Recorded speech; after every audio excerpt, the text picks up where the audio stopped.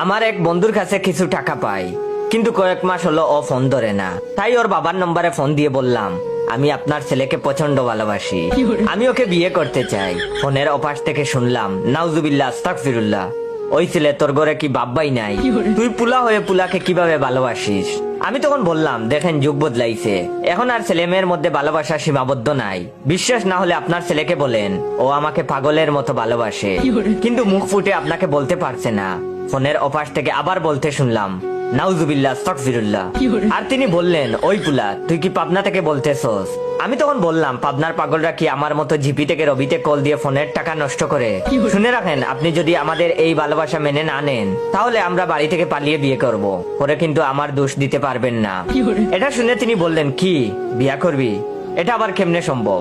তখন আমি বললাম, হ্যাঁ, শুধু বিয়ে না, আমাদের ছেলে মেয়ের নামও আমরা ঠিক করে রাখছি। ছেলে হলে নাম রাখবো আক্কাস, আর মেয়ে হলে জাক্কাস। তখন তিনি বললেন, তোর কি লজ্জা বলতে কিচ্ছু নাই? ছেলে হয়ে আবার ছেলেকে ভালোবাসে কিভাবে? আর তুই কি কোনোদিন শুনছস নেগেটিভ আর নেগেটিভ বা পজিটিভ বা তার পজিটিভ মিলে কাজ হয়? বেদ্যপ পুলা। তখন আমি বললাম, কেন আপনি বীজগণিত করেন নাই? মাইনাসে মাইনাসে প্লাস হয়, আপনি কি এটা জানেন না? তখন তিনি বললেন, বেদ্যপ পুলা, তোর আব্বার নাম্বার দে, তোর আব্বার কাছে যদি বিচার না দিছি। ওয়েট, ভিডিওটা শেষ করার আগে আমার রিয়েল পেজ ইওর জয়কে ফলো দিয়ে রাখবেন। আপনাদের সবাইকে বলবো, দেখে শুনে আপনারা ভাইয়ের রিয়েল পেজ ইওর জয়কে ফলো দিয়ে রাখবেন। এন্ড রিয়েল পেজ থেকে ভিডিওটা দেখলে সবাই বেশি বেশি করে শেয়ার করবেন এবং আপনাদের বন্ধুদেরকে বলবেন জয় ভাইয়ের এটা রিয়েল পেজ। তখন তিনি বললেন, বেয়াদব পুলা, তোর আব্বার নাম্বার দে, তোর আব্বার কাছে যদি বিচার না দিছি। আমি তখন বললাম, আমার আব্বা আমাদের বিষয় সব জানে, বিচার দিলেও সমস্যা নাই, তিনি আমাদের মেনে নিবে। তখন তিনি বললেন, কোস কি, তোর আব্বাও জানে? তাহলে তোর দাদার কাছে বিচার দিমু, কমু তার নাতির সিস্টেমের সমস্যা আছে। আমি তখন বললাম, আমার সিস্টেম সব ঠিক আছে, বিশ্বাস না হলে আপনার ছেলেকে জিজ্ঞাসা করেন, সে তো আমার সিস্টেম দেখেই ভালোবেসেছে।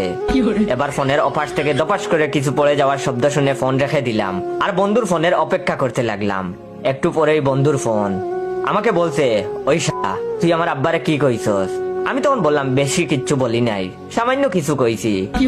কেন, কি হয়েছে? তখন সে বলল, আব্বা মাথা গুইড়া পইড়া গেছে। আমি তখন বললাম, কোস কি? এখন তো তেমন কিছু বলি নাই। তখন সে বলল, মিথ্যা কথা বলবি না, আমি চেক করছি, তুই আব্বার সাথে পাক্কা 8 মিনিট কথা কইছস। আমি তখন বললাম, হ বন্ধু, তোমার কাছে যে টাকা পাই সেইটার জন্য তোমার আব্বাকে কল দিছিলাম, তুমি তো ফোন রিসিভ করো না, তাই তোমার আব্বার কাছে টাকা চাইলাম। তখন সে বলল, তোর বিকাশ নাম্বার দে, আমি এখন টাকা দিতাছি। গল্পটা শেষ করার আগে সবাইকে আবারও বলতেছি, সবাই দেখে শুনে ভাইয়ের রিয়েল পেজ ইওর জয়কে ফলো দিয়ে রাখবেন। রিয়েল পেজ থেকে ভিডিওটা দেখতে পেলে সবাই বেশি বেশি করে শেয়ার করবেন। আপনারা দেখবেন ভাইয়ের রিয়েল পেজের চেয়ে ফেকগুলাতে লাইক কমেন্ট শেয়ার বেশি আসে, তো রিয়েল পেজ থেকে ভিডিও দেখলে সবাই বেশি বেশি করে শেয়ার করেন।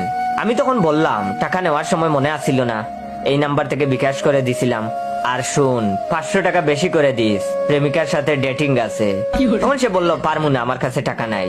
আমি তখন বললাম, সমস্যা নাই, আমার কাছে তোর আব্বার নাম্বার আছে, আমি একটু পরেই তোর আব্বারে আবার ফোন দিমু, এখন তো জীবিত আছে, একটু পর তাও পাবি না।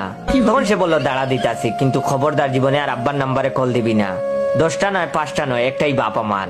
আমি একটু পরে দেখি ফোনে একটা মেসেজ এলো, বিকাশ থেকে ক্যাশ ইন।